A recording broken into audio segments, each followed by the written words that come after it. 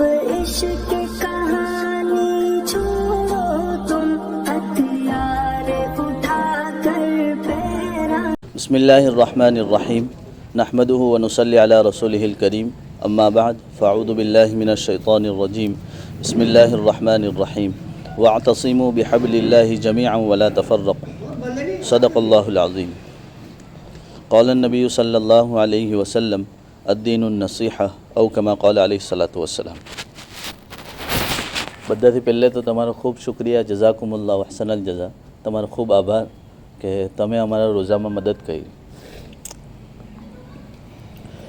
એક રોઝેદારને એટલે કે અમે જે ઉપવાસ રાખે, અમારામાં તો સવારથી લઈને સાંજ સુધીને કંઈ ખાવાનું પીવાનું આવે જ નહીં, તે છતાં હો તમે એ રીતની મદદ કરી કે અમારા ઇસ્લામ ધર્મમાં કહે કે એક માણસને રોઝા એટલે રાખવામાં આવે કે માણસને ખબર પડે. મેં આ જુમ્મામાં જ્યારે લોકોને કીધું અમારા કમિટીવાળાને કે અમને રોજો એટલે રાખવા સારું કહે તાકે ગરીબ, યતીમ, બેવા અને બેચારા જે મજદૂર તબકાના છે તે લોકોને એનો અંદાજો આવે. એટલે કે માલદાર માણસ જે લોકો સારી રીતે જીવતા છે તે લોકો તો એક પોતાની રીતે રૂટિનમાં જીવ્યા કરે, પણ જ્યારે આ હાલતમાં બધાએ માલદાર હોય, ગરીબ હોય, જાડો હોય, પતલો હોય, બધાએ રોજા રાખવાના એટલે રાખવાના.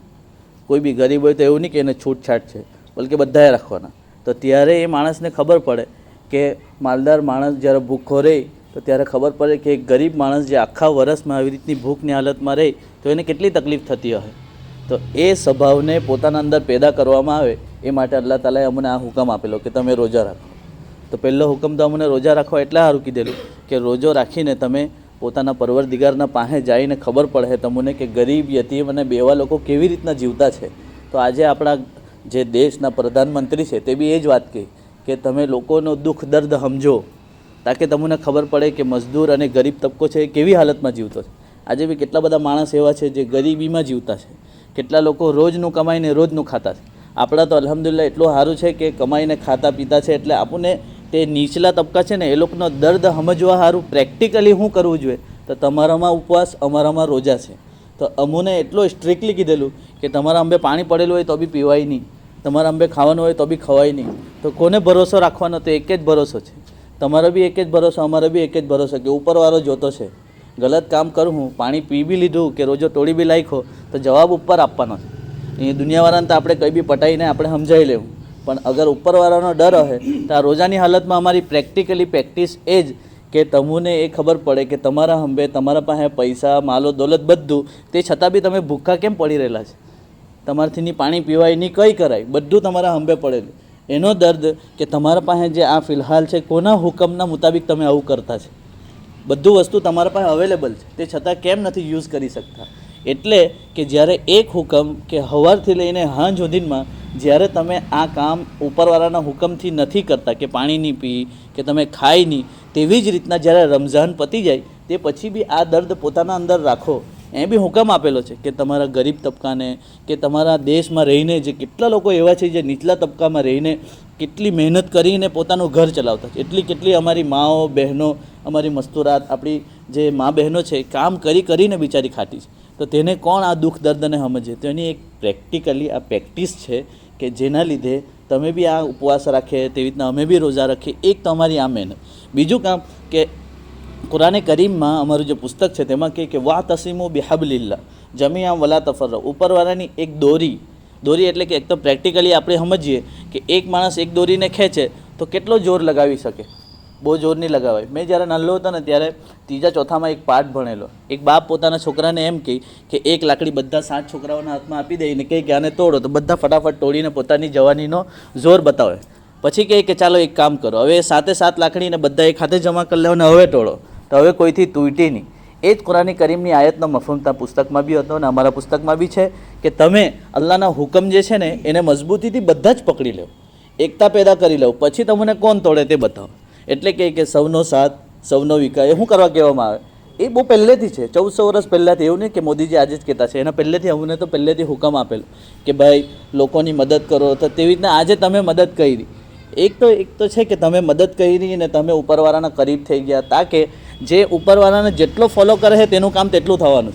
જો એક વસ્તુ યાદ રાખો, મારા પાસે લાખો રૂપિયાની કરોડો દોલત હશે, પણ અગર મેં બીમાર થઈ ગયો ને તો માણસ છેલ્લે એક જ શબ્દ બોલે, દુઆ કરજો, દુઆ કરજો. આ શબ્દ રહે, બીજો કોઈ શબ્દ નહીં રહે.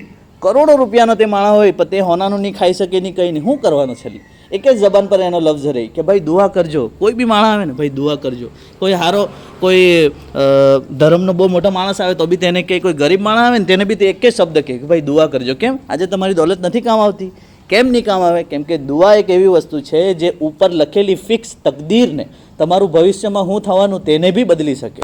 એટલે આ હુકમ જે તમે કામ કર્યું, ઇન્શાલ્લાહ અમે બી એવું કરવું કે આપણા દેશને, આપણા ગામને બચાવવામાં એકતા અગર બાકી રહેતી હોય, તેનું આપણા પુરખોએ જે પહેલાં ગુજરેલા ને તે લોકોએ એક જ કામ કરેલું કે બધા થઈને એક દસ્તરખાન બિછાવો.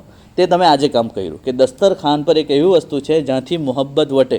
એટલે અમારા નબી સલ્લલ્લાહુ અલૈહિ વસલ્લમ કે ખવડાવો લોકોને પીવડાવો, તેનાથી શું થાય કે મોહબ્બત વધે. પછી અમારું તો એક આગળ એક કદમ બી છે કે તમે છે ને લોકોમાં ગિફ્ટ આપો, હદીઓ આપો એમ કે, એટલે કે એકબીજાને હદીઓ આપો. તેનાથી શું થાય કે લોકો જ્યારે કંઈ બી મળે ને તો અમારા નબી કહે કે અફશુસ સલામ, કે બધાથી પહેલાં સલામ કરે. એટલે કેટલી બી આપણે પહેલાં આપણે ત્યાં હતું કે હલો સલામ અલૈકુમ એમ કરતા હતા. ધીરે ધીરે શું થયું, આ મોબાઈલનો જમાનો, ટેકનોલોજીનો જમાનો જેમ જેમ આવ્યો તેવો હવે તો પોતાનો કોઈ દેખાય તો આપણે કાંડી મારી જાય.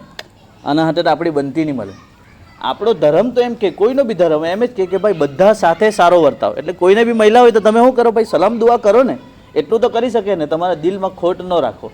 બધાથી મોટો ધર્મ કે દિલમાં અગર જેના ખોટ હે ને તો તમે કેટલો બી સારો પુણ્ય કરો પણ તે કબૂલ થવાનો મળે જ નહીં. ને અગર તમે દિલની ચોખ્ખાઈથી કરો ને તો તે ડાયરેક્ટ જઈને એમ કે સાતો આસમાન ફાડીને ડાયરેક્ટ અલ્લાહના અર્શ જે અલ્લાહ જ્યાં બહેલો છે તેને ડાયરેક્ટ હુકમ કરવા કહી દે કે આની દુઆ કબૂલ કરી લો.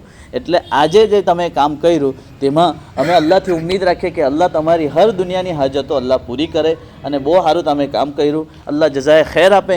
આ તમે ગામના મોટા જિમ્મેદારો છે. આવી જ રીતના જ્યારે ગામમાં કંઈ જરૂરત પડી હોય ને આપણા દેશ પર, આપણા ગામ પર કંઈ બુરી નજર કોઈ બી લાખે, ત્યારે આવી જ રીતના એકતા સાથે રહીને અગર આપણે જો કામ કરીએ ને તો આપણે દેશને બહુ આગળ વધાવી શકીએ.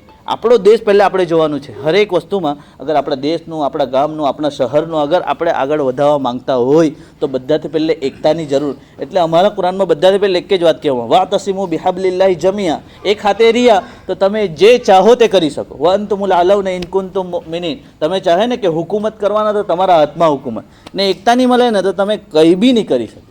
બલકે તમારી લોકો મેથી મારીને ચાલ્યા જાય.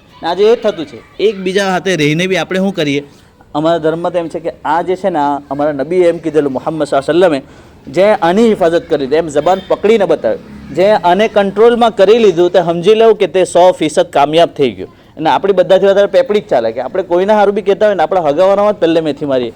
આના હાથે તો કરવાનું જ નહીં. એટલે બધાથી પહેલે કીધું કે ભાઈ કોને જોવાનું, તો આપણા હગાવાળાને જોવો. પછી કીધું કે કોને જોવાનું, તો જો આપણા અડોશ પડોશમાં કોણ રહેતું. તો આ તો એક કે પંચાયતના લોકો કામ કરે, ગામના લોકો કામ કરે. કામ તો પહેલાં આપણને જ કીધેલું કે જે પહેલે છે પોતાનું ઘર હાચવી લઈ, પછી બાજુવાળાનો હાચવી લઈ, તો 40 ઘર સુધી અમને તો હુકમ છે કે 40 ઘર સુધી પડોશીઓનો હુકુક અદા કરવાનો. તમે કેવું કે અગર 100% જો અગર આપણે આવું કામ કરતા હોય તો આ પંચાયત આ તે બધાને આટલી મેથી મારવાની જરૂર નહીં પડે. બલકે એ લોકો પોતે જ આપણને એપ્રિશિએટ કરે કે તમે આવો, આ કામ તો તમે બહુ સારું કરતા છે. તો એવા હુકમ તમારા ધર્મમાં, અમારા ધર્મમાં આપણને બધાને એવું જ શીખાવેલું છે. પણ આપણે શું ચાલ્યું કે ધર્મના અગેન્સ્ટ જઈને થોડું આપણે યા તો ધર્મને ઇલ્મ રાખ્યું નહીં. યા ઇલ્મ તો બધાને છે, એટલે અમારામાં કહેવામાં આવે કે માલુમાત તો બધાને છે. માલુમાત એટલે કે ઇલ્મ, જાણકારી તો બધાને છે, પણ મામૂલાત એટલે કે કામમાં લાવતા નથી આપણે. તો કામમાં લાવવા સારું શું કરો, પ્રેક્ટિકલી આપણે એને કરવું પડે. એના લીધે તમે જે કદમ ઉઠાવ્યો તે અલ્હમ્દુલિલ્લાહ બહુ સારો છે. એવી રીતના આપણે બીજા જ બધા કામમાં જેમાં આપણું ગામનું ને દેશનું ભવિષ્ય વધે એના માટે અગર જો આવી રીતના મહેનત કરી અને ગામના મોટા જો હાથે રહીને તો પછી ઇન્શાઅલ્લાહ આપણો દેશ આગળ વધારવામાં કોઈ બી પાછળ આપણને કરી નહીં શકે.